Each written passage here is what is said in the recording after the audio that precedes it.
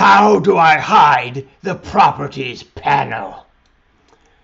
Why would you want to hide the properties panel? Well, look, you can hide the Explorer panel with option X. I made a video about it. But you can't hide the properties panel.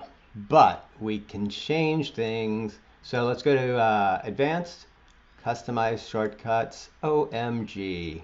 All right, so I'm filtering for properties right here. Otherwise, you see everything. So we'll filter for properties. Oh, there's no shortcut assigned. Double click, and then I'm going to do option P.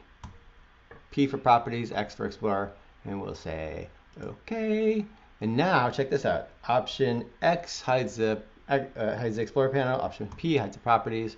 Usually, I'll just want to hide the properties if I'm making a video and I need some space.